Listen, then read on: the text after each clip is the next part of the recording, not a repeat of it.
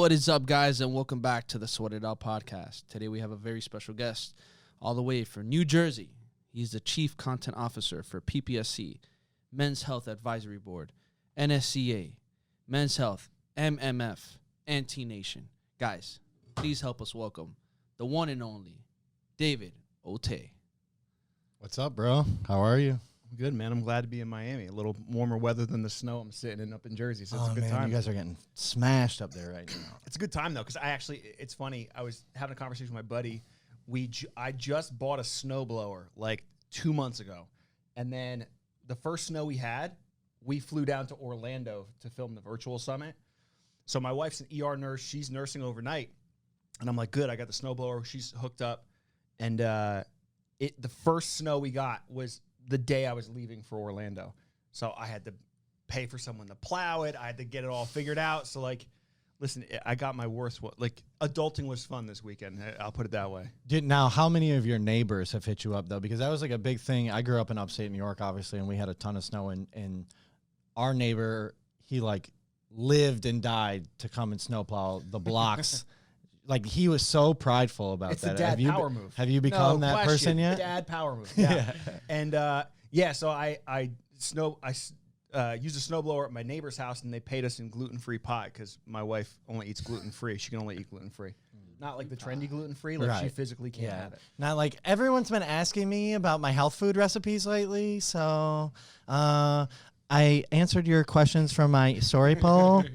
This summer, I lost 3 pounds eating gluten-free. Nope, not a shot. You see, I can't relate with you guys when it comes to the snow, but I will tell you I did grow up with roosters and chickens in the morning, waking our asses up because this is like little Cuba down here. Oh, it's so funny. You should see him when he talks about his like 6 months in New York City. He like prides himself on like, that made me so hard.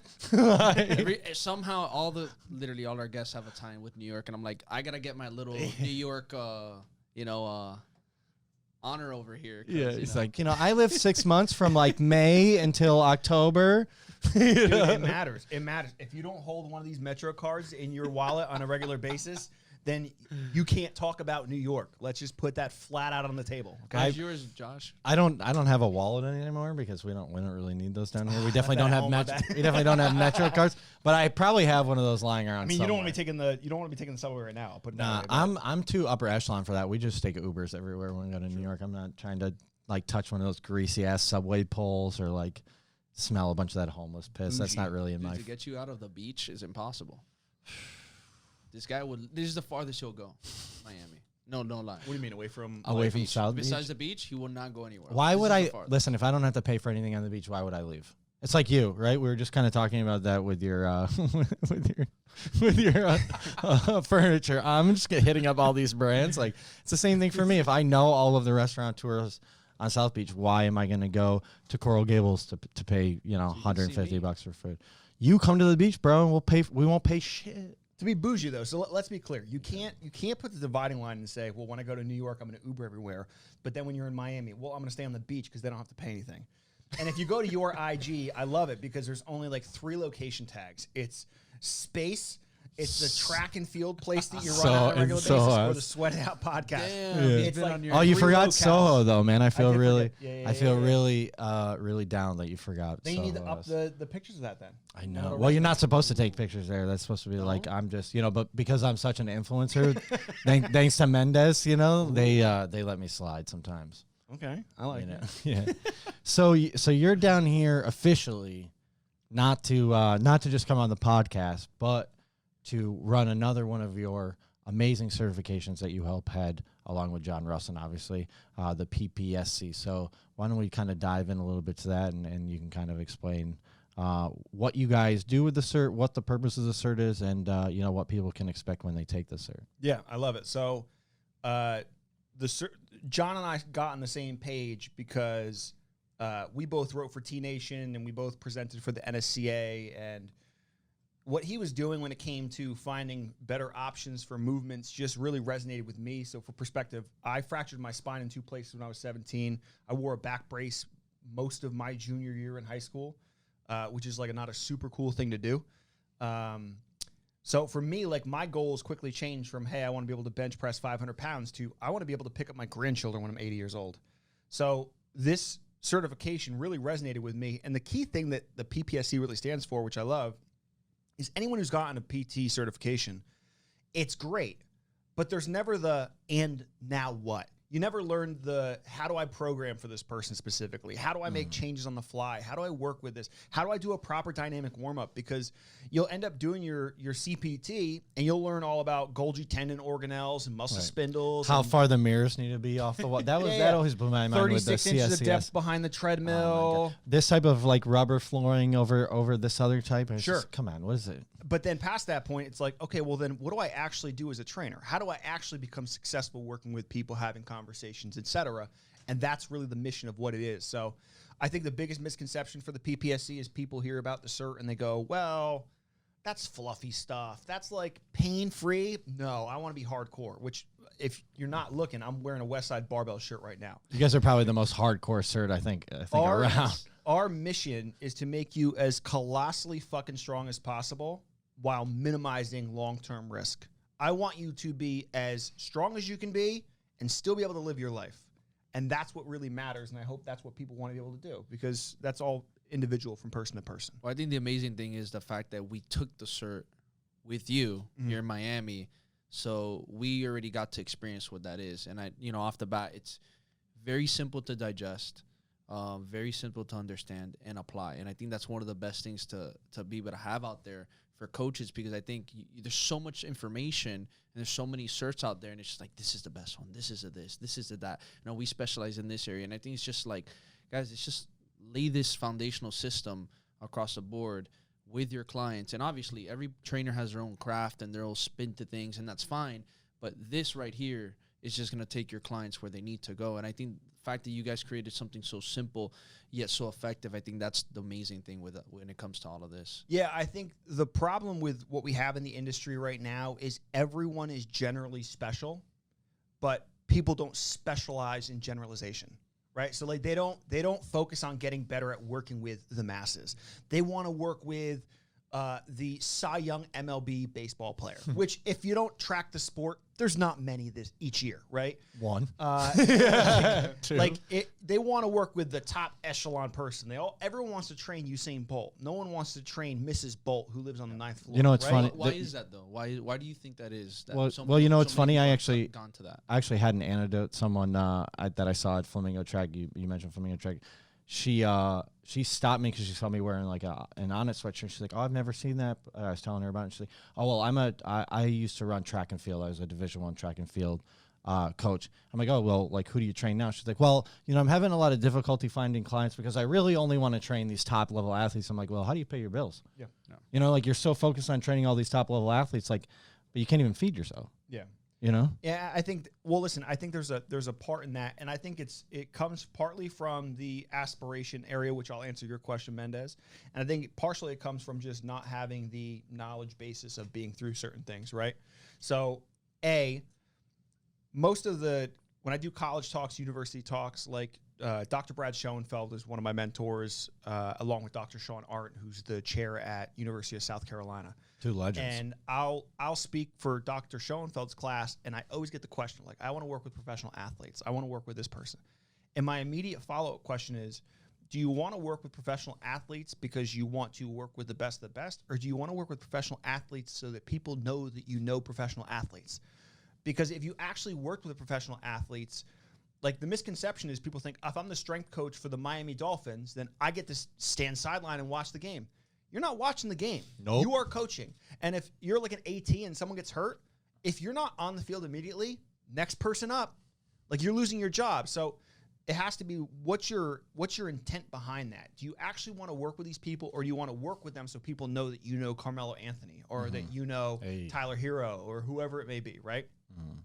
And the second thing is, I think that people just haven't had that spectrum to be able to work with those types of people, right? So I've been lucky enough that I've been in training rooms and training facilities where there have been some of the top athletes in their profession doing that kind of stuff.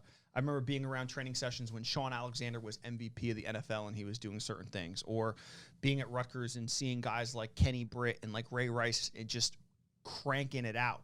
Thanks for throwing those names out there, triggering me, bro. Fucking torching us at Rutgers. Athletic specimens, right?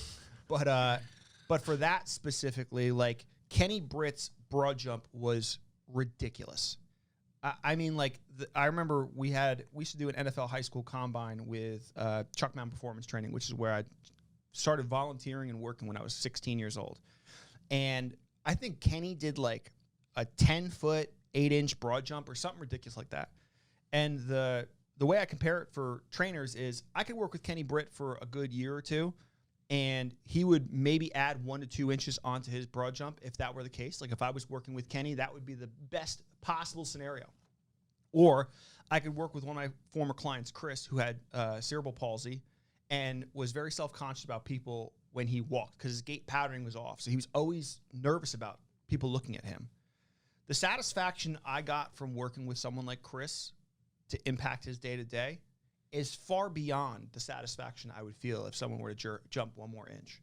So, like, that's really what it was. I think it was because I was entrenched in those different scenarios that it gave me more perspective on what I really wanted to do for myself. Now, I can't speak for everyone. You could just want to work with professional athletes. I love that. I have plenty of friends that are head strength coaches, but at the same time, it just wasn't it for me, and I think that's a big misconception. I think it could be a lot of the misguidance with the social media. Just, you know, you see a lot of people just, they want to show themselves with the big person, the big athlete, the big this, the big celeb, and then it just kind of like spills in when new trainers come out. Men's Health just did a thing on the trainer who works with Patrick Mahomes, right? So everyone's like, I want to work with Patrick Mahomes. That dude's been working with Patrick Mahomes since he was 14 years old. So are you working with the 14-year-olds right now? Are you working with the 13-year-olds right now? Are you developing kids, like whether it's boys or girls, are you developing them into solid human beings and respectable men and women for when they grow up? That is the goal of what you want to do. You may happen to get a Patrick Mahomes that comes across your way. You may happen to get an Angel McCoughtry who comes across your way, but you may not. But my mission isn't different, right? Like my job is to help people. If you want to help people, great. Help everyone. Don't just help the elite.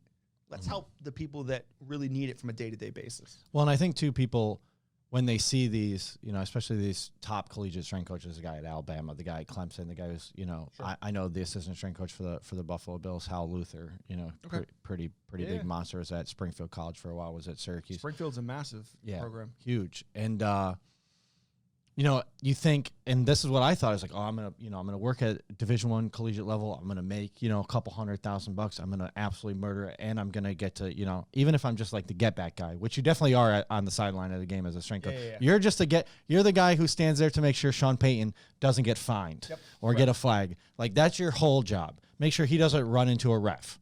The entire game. That's what you do. Get back. The whole rest of the time, it's just, you know, like you're in the strength room, but you're probably not getting paid that much. And getting a Division I or professional strength and conditioning job is one of the most difficult things you can do in any career. I applied to 123 out of 125 Division I schools.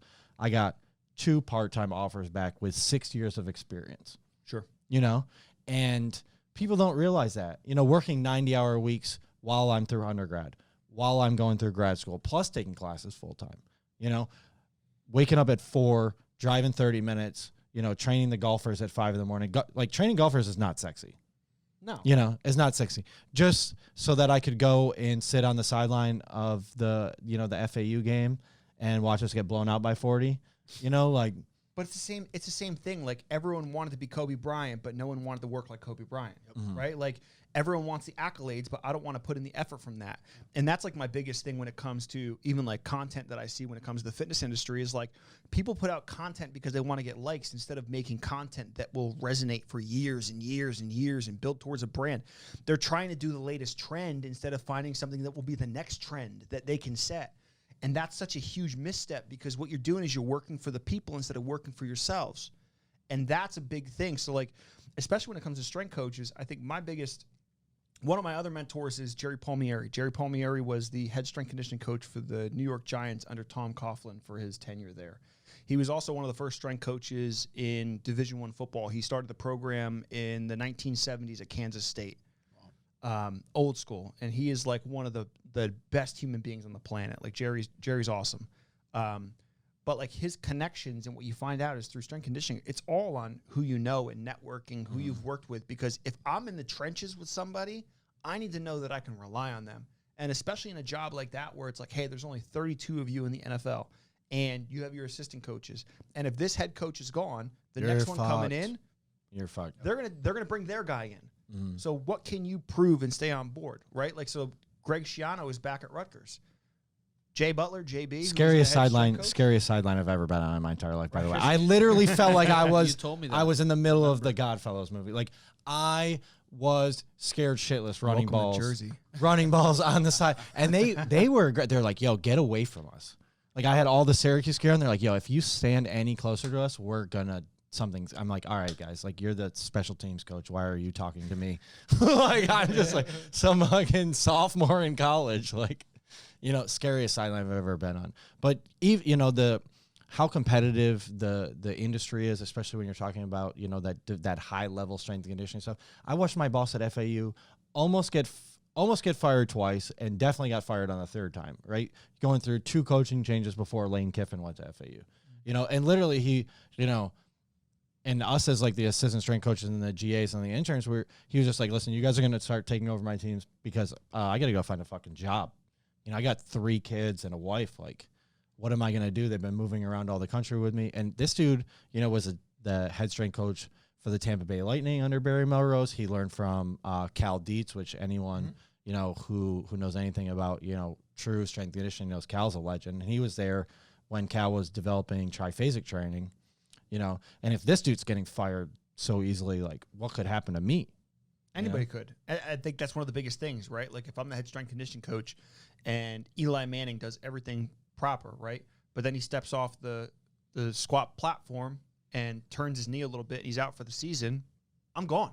Yeah, if you go 2 and I'm done. 2 right? and 14. That's a $20 million asset per year at that time. Right now we're talking people like Mahomes. That's a 40 plus $50 million asset and a championship, right? So I think for that, it's like the risk versus reward wasn't there for me personally, but I appreciate the grit, determination, and just ruthless effort that has to go in to become a strength coach in any space. Some of my biggest learning experiences, for sure. Yeah. Even just to turn it in terms of like accountability. No, and it's cool seeing how people branch out from places, right? So like I got to, so like one of my good buddies, Mubarak Malik, was the head strength coach for the Knicks for 7 years. And now, now I know Shimon Ishikawa, who's their director of sports science and stuff. He's like one of the coolest people on the planet. And then they had a young assistant strength coach in their program, I think started 2 years ago, Emily Zahler. I don't know if I'm pronouncing her last name correctly.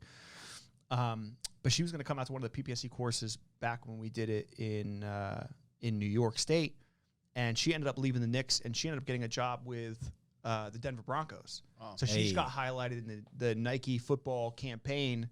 And it's like that stuff's cool, where you get to see people when they're transitioning between these spaces and going into different areas and making impact. Like, I think that's the coolest part about it, because I think everything that we do is based in relationships. And if you're going to show integrity and you're going to show that you want to put value on someone's name and you want to put value when they're in your presence, that stuff matters. And if you're going to be out for yourself, I promise you won't last that long in whatever profession you do. I mean, even someone like Eb, like our last podcast guest, like brought him up in a conversation. He was a tight end with the Giants for a while, and he's like, no one would talk to these reporters, and I just started talking to Eb, and now I'm trying to get my start in fitness, and he's the one helping me out. It's like you never know. No, you really don't, and that's why like it's so important that you treat everybody the same. The way that you would want to be treated, because you never know who that person will be. It's like you said, this guy has been friends with the trainer's been training Mahomes since he was 14. Like, you have somebody the same thing. You help somebody get to a certain point. You keep working with them. You never know who they're gonna be one day. And it's just like a lot of times I feel like a lot of people are just like, especially in the world we live in today, there's a lot of like me, Sure. me. And you even see it, like you said, with the content, with the way people are going about their relationships. It's like, what is in it for me? What is in it for me? And I think like collaborative effort is going to be huge. And I think also as well, like when you have good people around you, stick with your good people and make sure you maintain those good people, because that's where the opportunities will come. Yeah. Yeah, I think it's for me, it's always been like it's me, but it's also like I put in an inch of effort, and it's like, well, why hasn't it paid off yet? Take time, man. Eventually, if you're chipping away, right? Like at Rutgers, there was always the common expression chop. You're not going to be able to chop down a tree in one swing. You got to consistently chop at it. Eventually, that thing's going to come down. But that's like the biggest thing. Like it makes me think of that old school TV commercial for, I think it was like J.G. Wentworth. It's like, it's my money and I want it now. It's like, come on, man. Put your investment in and take some time and get better at stuff. Eventually, it's going to pay itself off. But if you're doing good things and you're treating people the right way, that's what matters. So like Eb's a perfect example. I remember the day I met Eb when it was in the Rodale. We should probably clarify who so Eb is, because we all just know an Eb. Ebenezer Samuel is the fitness director for Men's Health. I met him, I want to say like 5 years ago, 5-6 years ago maybe. It's crazy it's been that long. But I remember Dean Statman introduced me to him in the Rodale studios when he first came on at Men's Health. And Eb will be a friend outside of Men's Health when he's done with Men's Health. Like, our relationship isn't based on his position. Our relationship is based on the fact that he's a nice guy and we resonate on the same page with lifting and we have back and forths on that kind of content. Like, he's more of the like, he'll go on his rants on like Marvel movies that come out, and that doesn't resonate with me. Like, he did that on the podcast for like 20 minutes, and him right? and Mendes are going off. I'm just like sitting here like, okay, I can't do like the comic book type stuff, right? But for me and him, it's like, I know he's a good person. I've been to his house a few times to help him out with some things or whatever, but he's just good people, right? So regardless of his position in that is not reliant on a relationship. And I think that's an important part. When people even assume that is what your relationship is based on, that's where you've made a huge misstep in what you've done. So I think that's just an important thing for people to understand. Like, everything has to be genuine, and it's pretty easy to flesh out when it's not. Oh, 100%. I mean, especially when you live in big cities like we live in, right? Like being in New York City, even being, in Jersey, being down here in Miami, like there's a ton of phonies, and in the fitness industry is no exception. It's like any industry. So how do people start to become more genuine? Because it is kind of uncomfortable though, right? Like, it's so much easier just to copy someone else's trend, just to follow someone else's Instagram video or someone else's YouTube channel. How do people open up and feel more comfortable? Maybe this is outside of our scope of practice, but I think that we've all been in the field long enough where we can shed some light on it so that, it can be a lot easier for them to be more genuine and to show who they really are. Because at the end of the day, like, it's pretty much in our head why we think that, people aren't going to be receptive to our content. Sure. Yeah, I think it comes down to trust and confidence. Like, you have to trust in things that are going to happen, and if you haven't been through hard times and you haven't put an effort towards a long-term goal, then I think you're already at a disservice. And then you have to have the confidence to know that you know what you know and know that you have ownership of that knowledge. I always say it that, like, for me, I think, let me be very clear on this. There are about 10,000 me in the United States alone. I'm not fucking special, okay? I'm just a guy who worked hard and happened to be at the right place at the right time, meet the right people, and I'm in the situation that I'm in because the door was open and I was willing to walk through it, right?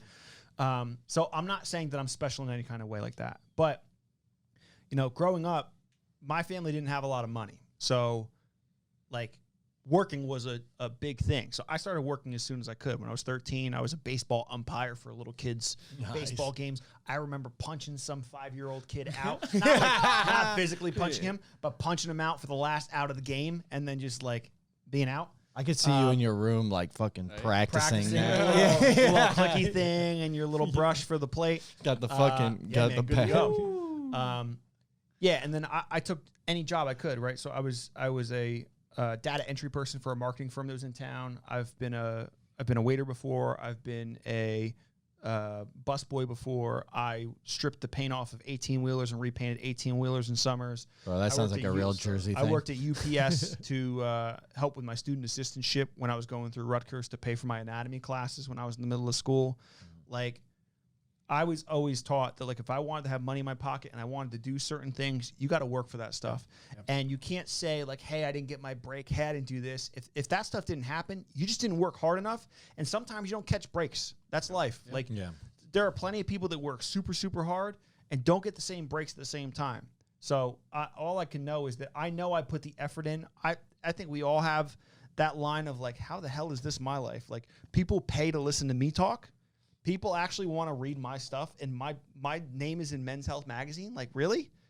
I think we all go through that. But at the same time, you have to back it up and go, well, did I put the work in that was worthy of that? Yeah. And I know that I did, so I can't think twice about it. Yeah, 100%. I have to agree with that. And going back to the fact that you said hard work multiple times, at least for me, I just feel like that word has gotten watered down.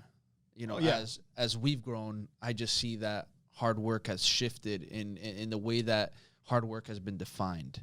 And I want to kind of talk a little bit about that to see what your thoughts are about, like, what you're seeing with the youth, what you're seeing with a lot of the new people coming into certain positions, and how they're taking that level of hard work, the way that we might have seen it or we might have gone through it. Just because I personally feel, we and Josh have talked about it all the time, I feel like there's a lot less of that, and I feel like there's a lot of hand-me-outs, like, I just want this to fall in my lap, you know, like, kind of we talked about, like, I just want this to come, and just, like, do I really have to do this to get this? Like, you know. There's got to be an easier way. I hear that all the time. Way. So, like, what is your thought process behind that, and why do you think that that's gotten watered down, and what do you think needs to take place so that way we can reinforce the right people and for these people to really see, like, this is what it takes to really, you know, be considered a hard worker and really achieve your goals? See, I think that the tough part is adversity usually puts you in those situations. It's not always, though. There's plenty of people that do well that just learn hard work and work ethic. And I think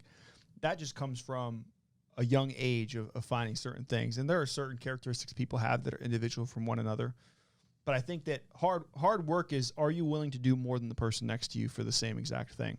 And there's two quick things that I'll go over with that. One, when it comes to the hard work thing, like when it came to writing for like certain outlets, whether it's Muscle and Fitness or Men's Health or T Nation, whatever, I would always have trainers and I'd always have people ask me, like, how did you write for this outlet? How did you start presenting for the NSCA? How did you whatever? Well, I was willing to email and ask when you were not. That was one thing. So, like, all you got to do is email them. And most people, when they don't get a response back, they go, they don't want to hear from me. We'll follow up. Right. Right. Hey, did you get my email? What's wrong with that? Like, there's nothing wrong with following back up, right? So I was just the one who was willing to follow up when other people weren't willing to follow up. And then two, when I was working in New York City, I was essentially doing 10-hour days, and then I was commuting to the city for an hour there and an hour back home. So when trainers said, well, how do you have the time to do that? I'm like, well, I used to write at 6 o'clock in the morning on the train, and I'd write at 7 p.m. on the train coming home. Are you willing to do that? And they're like, well, that's usually when I decompress. It's like, all right, well, then you won't do it. Drinking a tall boy. That's it. Yeah. You're just we're just not we're not built the same. Yeah. That's all. And there's nothing wrong with that, Exactly. right? That's not diminishing anyone. That's not this like fucking alpha male egotistical, like, you're not built like me. Like, not like that. It only becomes a problem when you start complaining. Yeah. We don't see see the same thing. We're both staring at the statue. You don't see it like I see it. Right. I see it in a different manner. So I think that's one of those things. It's like, are you willing to reach out and put yourself into some of those positions? Because things don't just come to you. Yeah. There are millions of people in this country that are capable of a lot of things.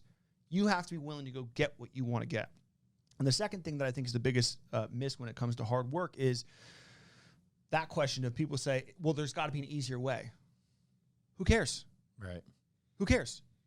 If I want to get from here to Fort Lauderdale, right? Driving is probably the easiest way. Or I could fly. If I could get a helicopter, that's probably the easiest way, right? That's my way to get around everything. Or I could walk, right?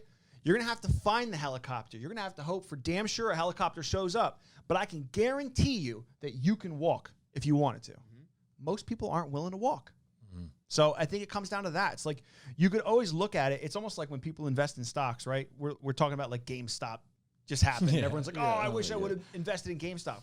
That's rear view. Well, also, like, obviously, when you would invest in GameStop, probably not even the most optimal time. Correct. To maybe, obviously, and what you were talking about before, right, is like setting a new trend. Like, maybe you should find the new GameStop, so then you can actually jump on it early when it's $30 instead of $300. Correct. It's such an obvious thing. It's like, I wish I would have invested in GameStop.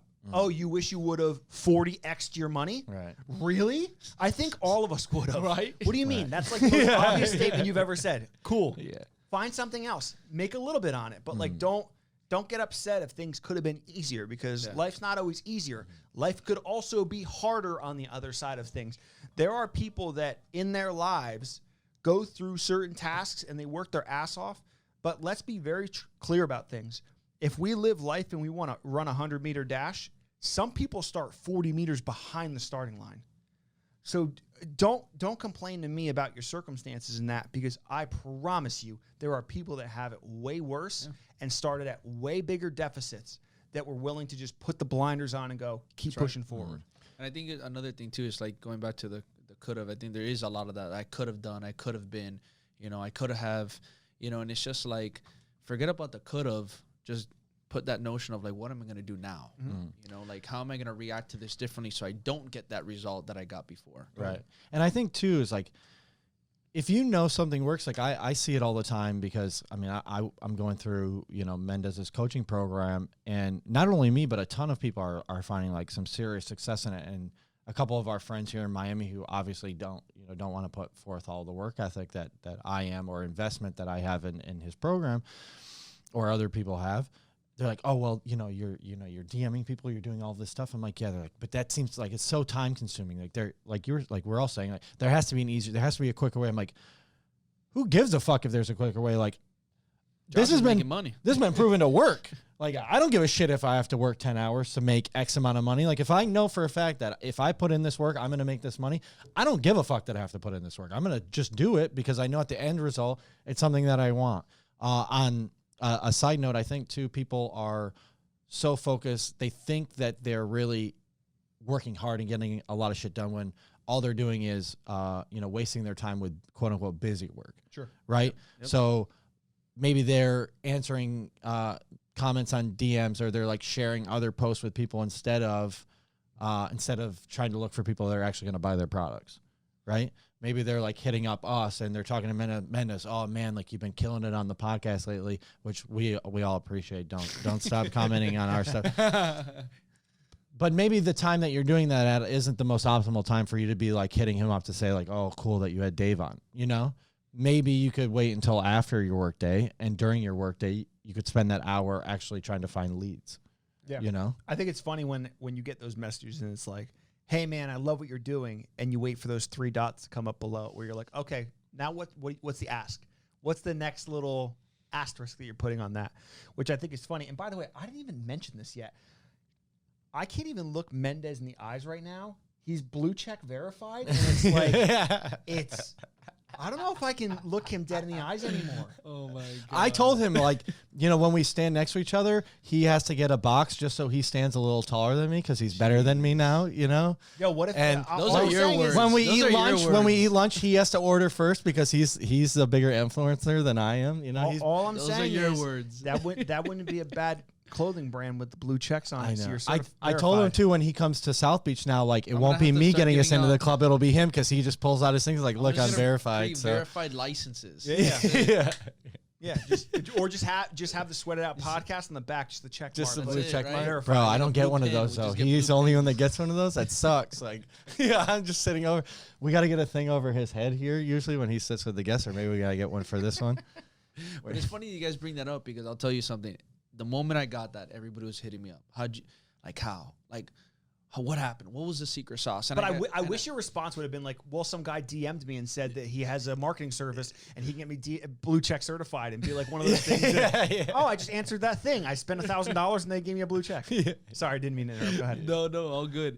And it's just like to show people, it's just like, guys, like, I've been doing this hard for 7+ almost 8 years. Like, that's it, being consistent with it. Like I just said, I believe in it so much that I'm willing to put the time into it. And finally I got it. And I got it later than most other people got it. Some even earlier than I did.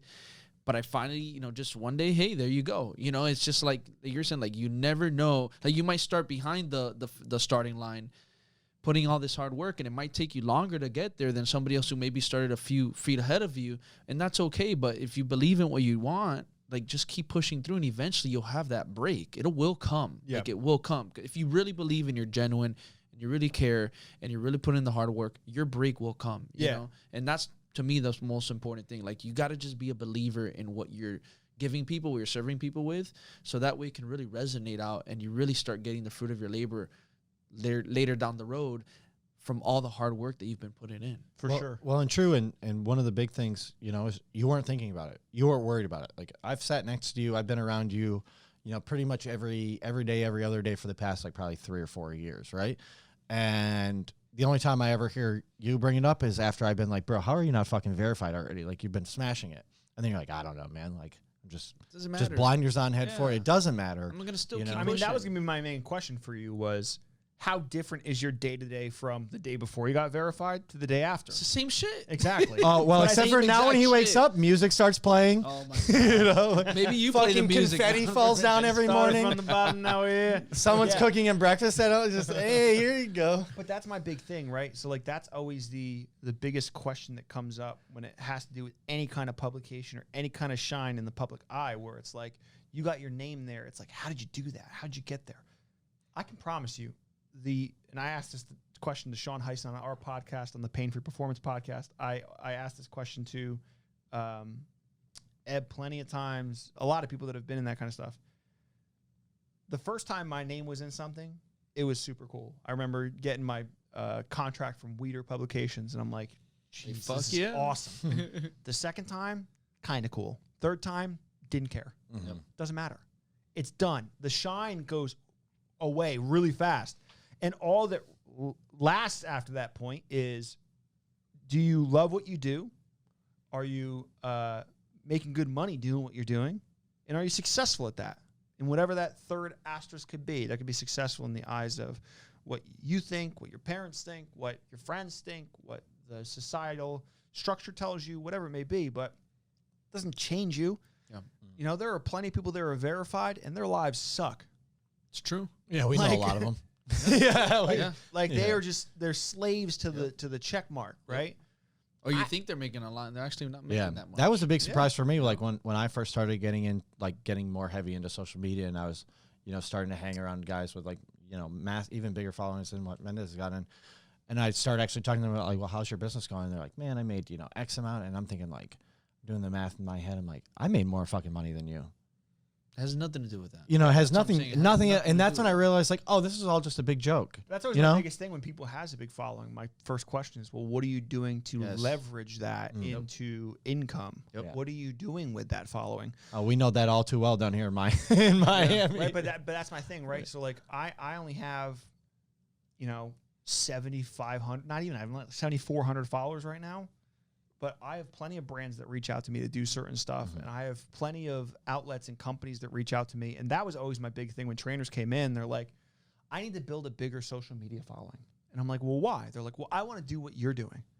I'm like, I don't know if you've checked my social media. But at the time, I was like, I only have like 3,000 followers. And I'm speaking at the NSCA's national conference. And I'm working with John Russin doing all this stuff. Like, if you think my following's the reason those opportunities happen, you are sadly mistaken. Yep. Yep, it's so true. And I'm going to tell you something. I spoke to this school the other day by where I live. And it's really cool. It's like this smaller school. They do like almost like one-on-one or semi-group teaching. They really focus on like entrepreneurship and like business and like how to be able to like really focus on what your goal at hand is to help you mold that around what you want to do in life. And first thing I was telling him, like, I asked all the kids, I'm like, what do you want to be one day? And it's just like, not everybody knows exactly at that age what they want to be. I just want to get an idea, and all of them were like, oh, I want to be an influencer. I want to be like a famous social media. And I asked them again, I'm like, what do you want to be one day? I want to be this. What do you want to be one day? And they're like, I want to be, and I was just like, guys, that's not something you become. That's not a job. That's not truly what you want to be. What you want to be is somebody who can create impact in the sense of what you really want to do, which is, now I want to hear it again. What do you really want to do? What is the true thing you want to do? I don't want your parents' answer, and I don't want the influencer answer. And then everyone's like, well, I want to be a race car driver. I want to be an engineer. I want to be, okay, great. And I started telling them, I was just like, you got to understand that this word influencer that gets thrown out here, it's gotten like exploded. And really what it means is, I go, look at your teachers here.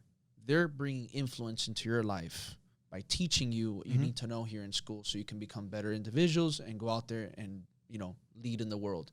In a way, they're influencers. They're influencing you with what they do and what they do best. One day, you need to strive to be at the best of what you want to be, because that's how you're going to influence people. That's a real influencer. Mm-hmm. You influencing people with what you are really providing service with, or what you're really passionate about, and you're giving that to other people and helping other people with that. That's what an influencer is. Yeah. But an influencer is not something you get up and say, I want to be an influencer one day. No, it's I want to get up and be the best version I can at what I love to do. And if I influence people, then that's great. Mm-hmm. And I realized that as I got older, I realized that, you know, for that, when you ask that question, the thing that I would love people to say is, I want to be the best father. I want to be the best friend. I want to be the most reliable person in my network. That kind of stuff is really what resonates. Because when people say the influencer thing, my common response is, influencer's not always a good thing. Charles fucking Manson was an influencer. Yeah. Right? Like, doesn't mean it's a good context to it. Yeah. So, you know, what do you want to do with that? Do you want to do good things? And why do you want to be an influencer? Is it because you want people to be in your corner and you want to have a lot of shine? Or is it because you actually want to do something with that?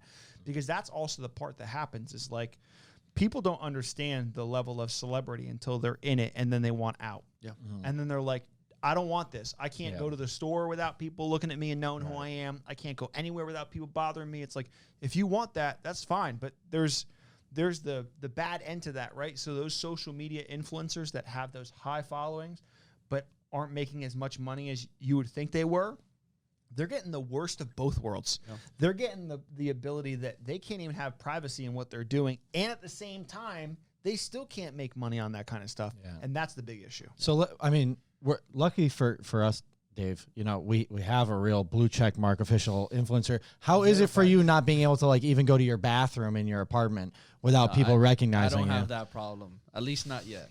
Yeah.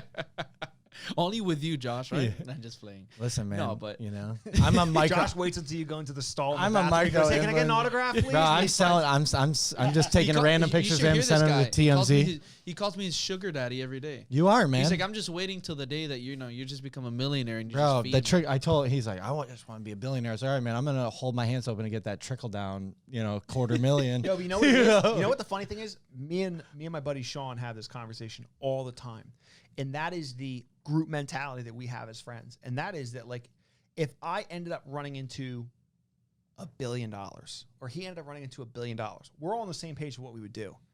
I would buy a cul-de-sac, and I'd build houses, and I'd move all my friends. Bro, we were talking about that when I'm moving to Puerto Rico. Yeah, that's it. Yeah. Right? That's all it would be, is because for me, sharing that wealth with the people that I love means more to me than just laying on mounds of money. Now, it's not to say that I wouldn't get the money in stacks, throw it into a bed, and then lay on top of it first. Yeah. You got to do that, right? You got to have cash gun. I'm a big no cash gun. Burying gold in the ground. That's like what I'm really looking forward to doing. Yeah, no cash gun. That's a little Thunder Down Under vibe. I have some clients with those. They love those. No.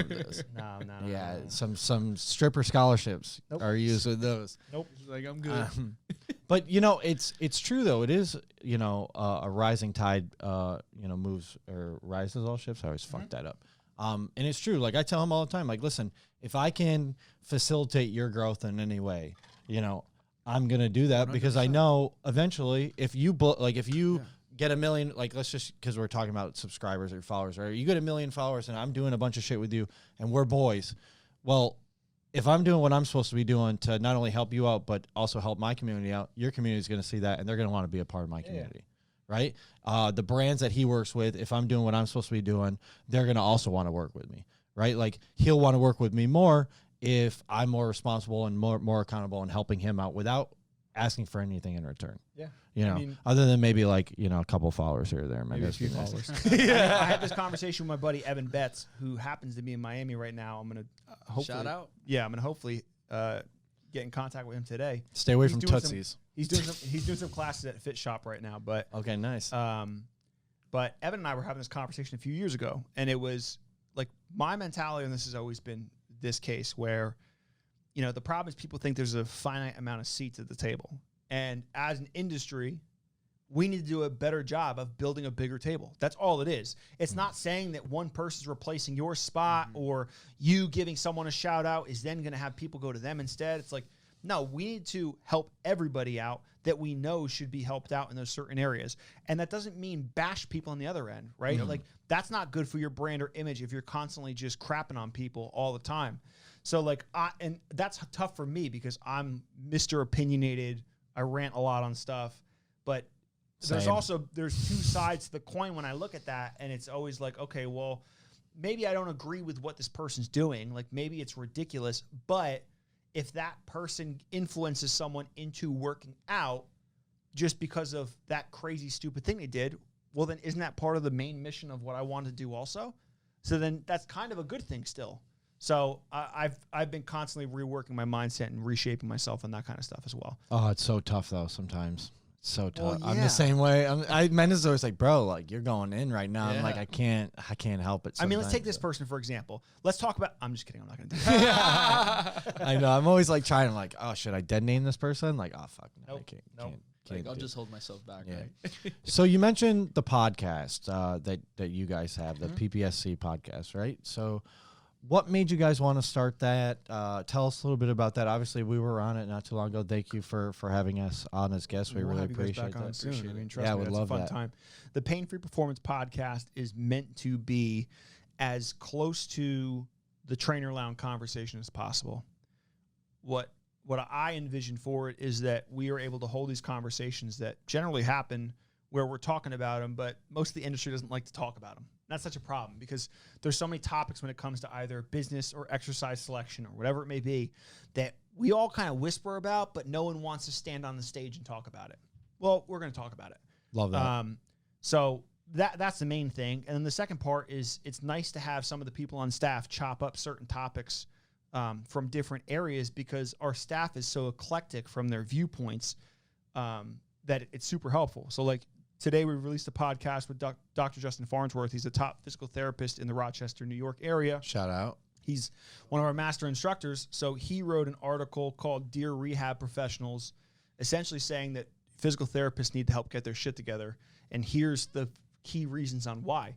But then I gave him a time on the podcast so he could actually air it out and say like, well, here's my background on what it is. Because he's a physical therapist. So he's like, I'm not just crapping on people, but like I'm trying to say that we can do better as an industry in the same way that I do the same stuff to trainers.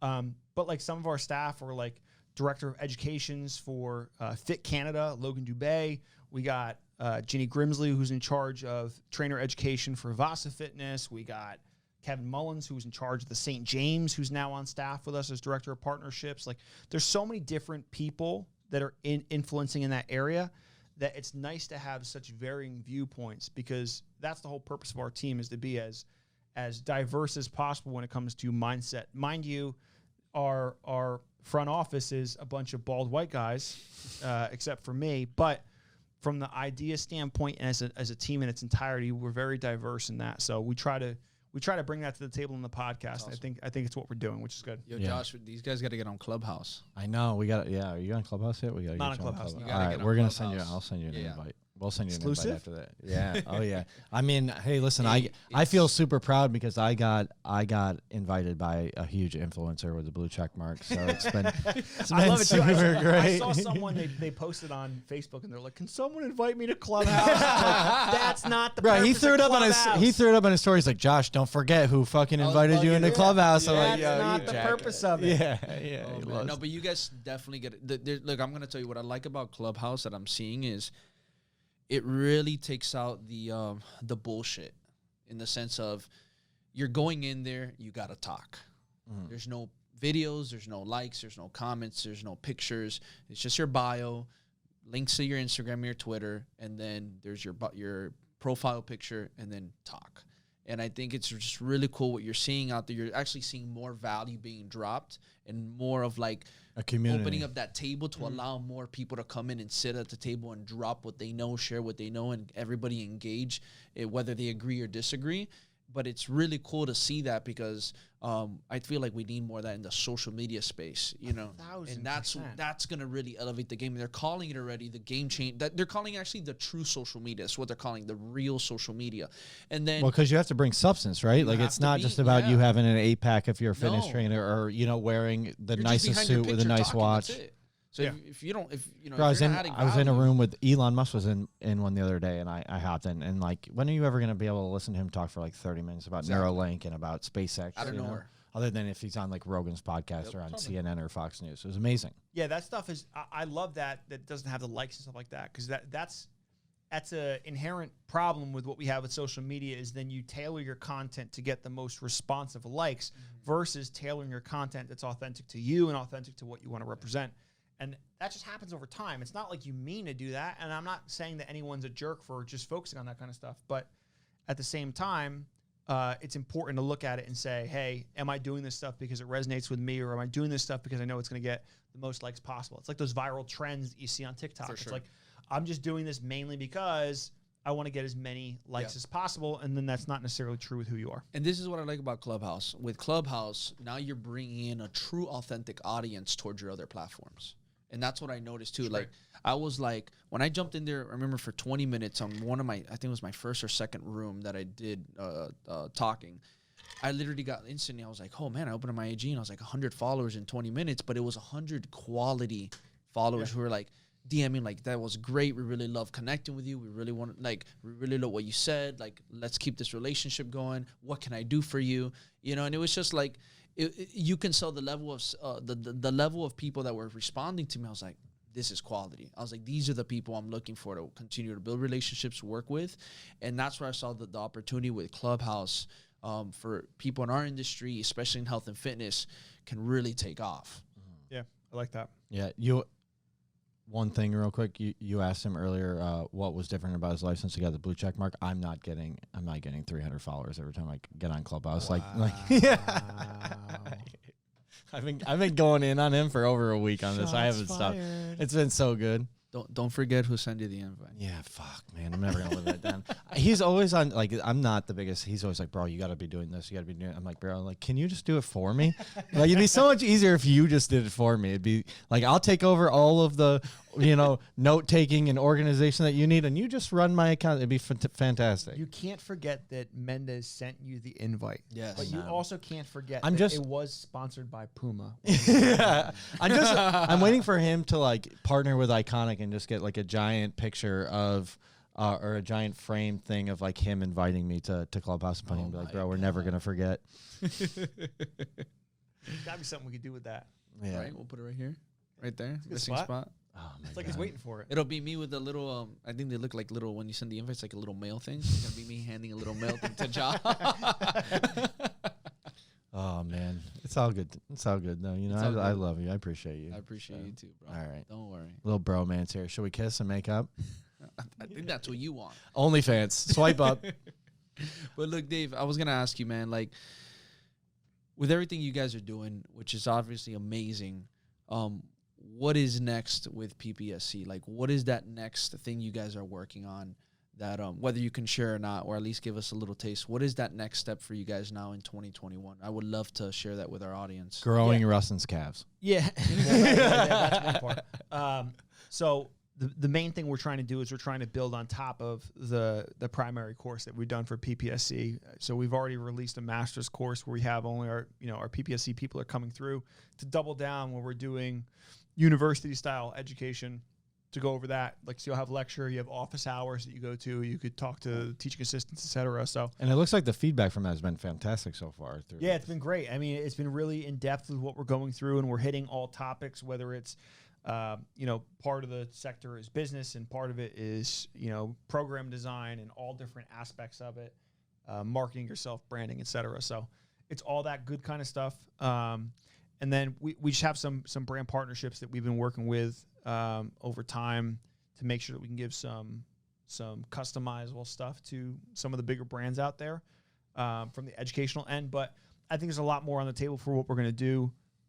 Mainly, we're just going to keep churning out content and churning out articles and podcasts. We're doing 2 brand new articles every week. We're doing 2 brand new podcasts every single week. There's really no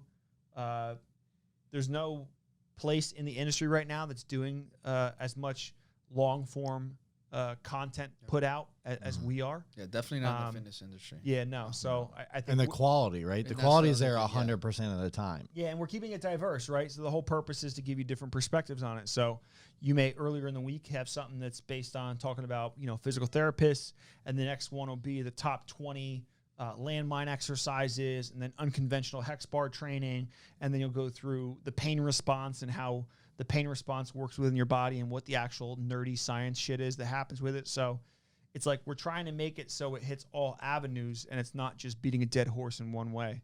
So we're trying to, ideally, my vision of it is meshing between what the NSCA does with their PT Quarterly and what like a Men's Health does with their magazine, where it's like academic commercial cred. So The cool thing is you've experienced from working with, both. Yeah. You kind of can like mold it to now where you kind of want to see that direction go, which is really cool. Yeah.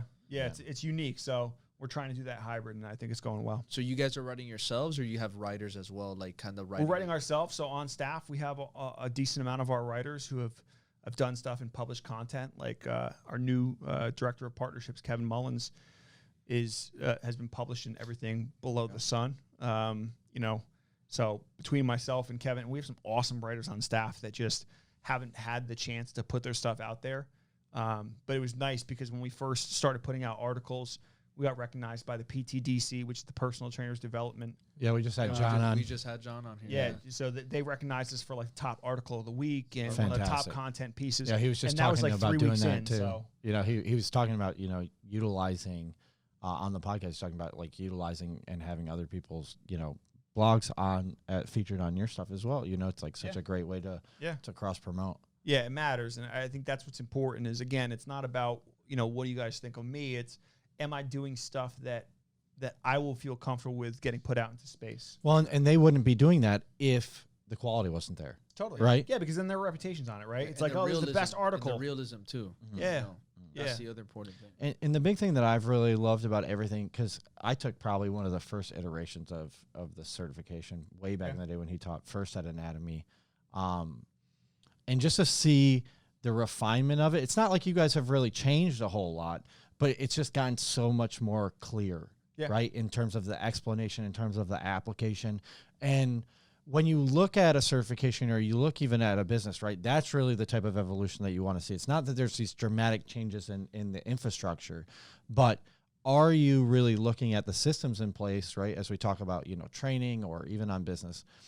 And how are you improving on those individual systems in order to make the whole better? And that's something that I think you guys do better than anybody in the fitness industry right now. I appreciate that. That means a lot. I mean, the whole purpose is we have a bunch of very, very capable individuals on staff. And, I was presenting 2-3 times a month. And when you're doing a 16-hour certification 2 to 3 times a month, you tend to find things that aren't as clear that you hope were a little more clear, or you get a lot of the same question or whatever it may be. So, I mean, I've always said this with trainers, like the difference between a good trainer and a great trainer is good trainers make mistakes. Great trainers make mistakes, identify them, and don't allow them to happen again.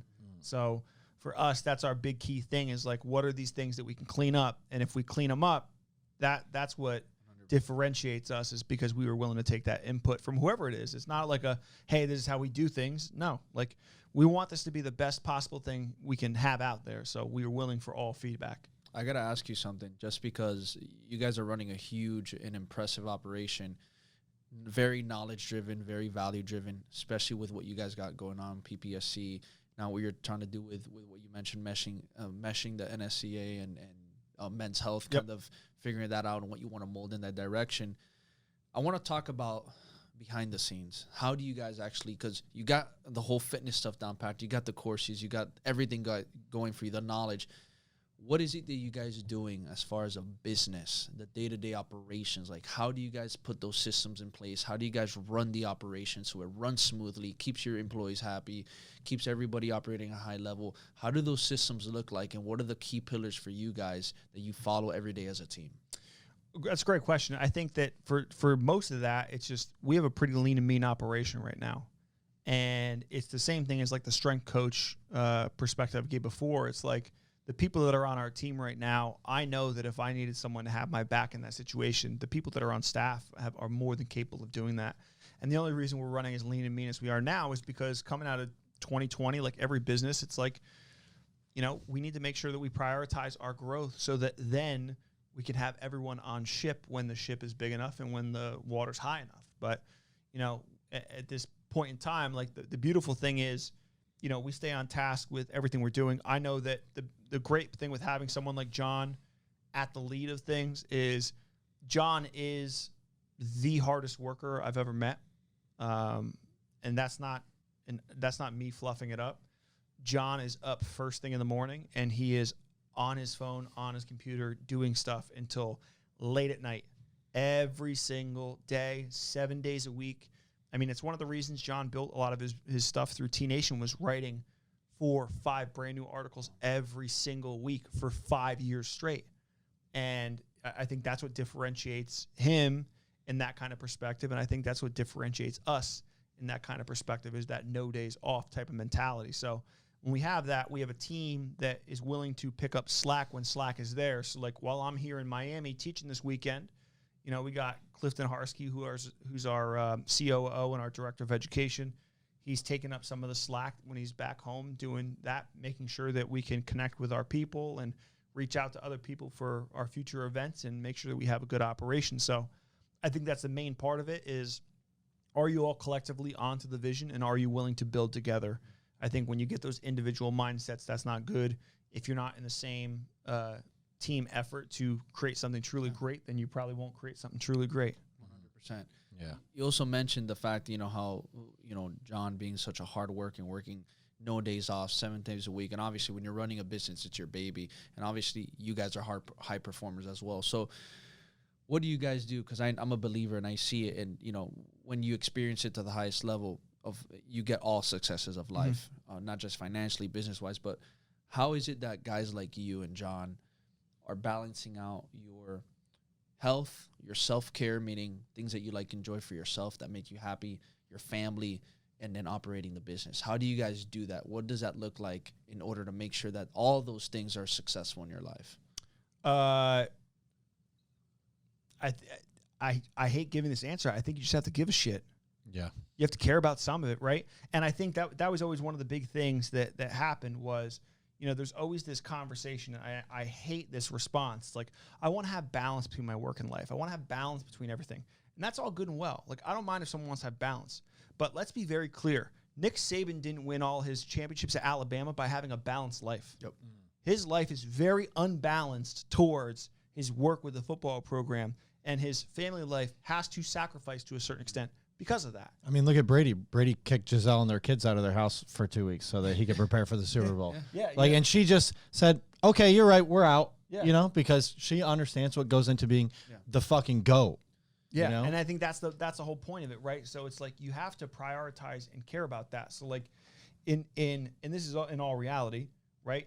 My family comes first, bar none, right? Because there's always positions, there's jobs, there's all that kind of stuff. But if my wife were to say, hey, I want to move to Vermont tomorrow, I'd start packing now, because that's the priority for me in my life, right? So for that, it's like I have my family, I prioritize my work in that aspect, meaning like I'm going to get my workouts in, but maybe I'm not doing my hour and a half workouts like I used to do when I was 20 years old. Maybe I'm getting 30 minutes in. Maybe I'm still focusing on my nutrition in a certain aspect. Maybe I make sure that I have a game night with our best friends every other week or something like that, so I keep those connections good. Or it's just doing the small things. Like most people don't want to send that text or send that email or reach out or make that phone call. Like, I'd rather do that so I can have those touch points with people that genuinely matter to me. And if you, like, the people who are my friends know that they are my friends. If I said, hey, do you think you're one of my friends? And if they had to think about it, they're probably not close enough in the network. Yeah. So, like, for that, I think that's a huge part. Like, if you want to be able to balance a handful of things, you got to prioritize them. And then even what you'll find out as a self-reflection method is, like, when you think you're going to try and do everything, identify the one or two things that fall off, because you'll identify those clearly aren't priorities enough to you. And unfortunately, sometimes for people, that's their relationship. Yeah. For some people, that's their friendship with their buddy they had from high school, or that's their bar trivia night they used to go to. Like, you'll figure out what are your priorities when you really put the chips down on the table.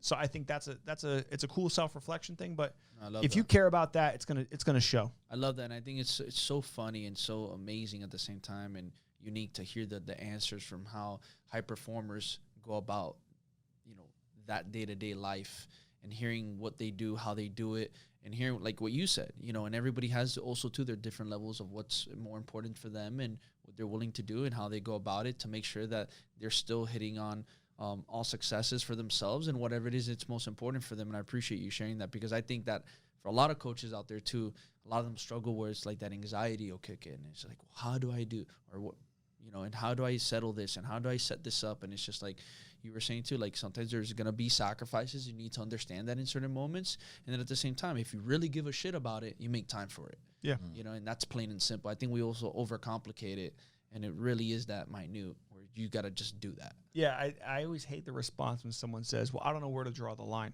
Like I don't know where it has to stop or where I can stop doing things." The answer's somewhere. You have to draw the line somewhere. Don't be like, "I don't know. I don't really know what I should do with it." It's got to go somewhere. You got to figure that out. Like, so why don't you start at block one? So I think that's a big thing. Is we always try and attack life at the entirety of it. We try and eat the sandwich in one bite, instead of saying, like, okay, well, how am I going to actually take it?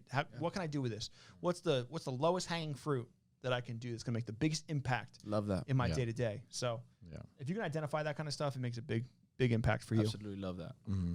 Yeah, I think one, I have to really pee, so I think that's a great way to wrap this up. Before we do, why don't you let everybody know where they can follow you, where they can follow the podcast, where they can follow PPSC? Yeah, man. My Instagram is at David Oteyfit, Otey. Yes, it is a Spanish last name. Yes, I do not look like a Spanish guy.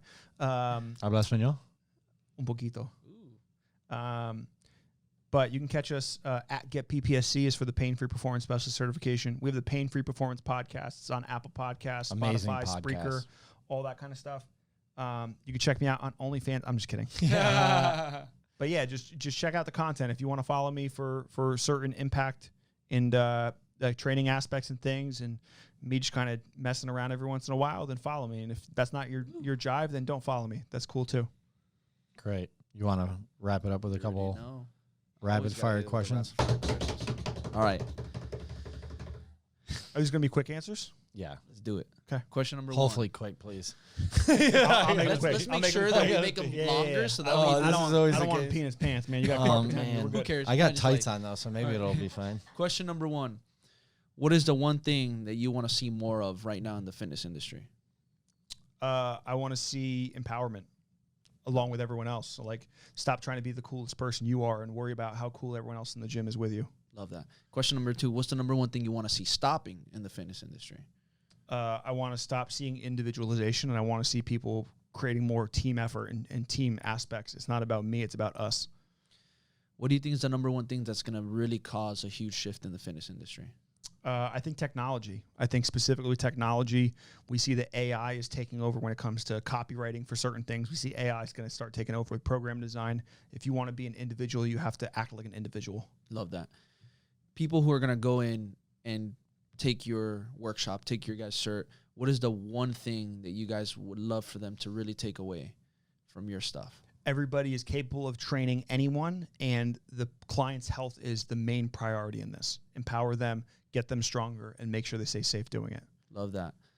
And last question. What are the biggest piece of advice you can leave off to all our listeners today in one sentence? Volunteer as much as possible for as many things as you can. Boom. And the That's the reason I best. say that is just to, you get experience from doing a lot of things and putting yourself in situations. The more you try and ask for money in compensation for stuff, the less you get to see a return on your investment. So put yourself out there, volunteer, do it for good reasons, do it for helpful reasons, and then do it for selfish reasons. Love that. Man, I was so excited about this podcast, and now everyone knows why. Woo! Dave, appreciate you, man. Appreciate You're you. the best. All right. Until next time, everybody.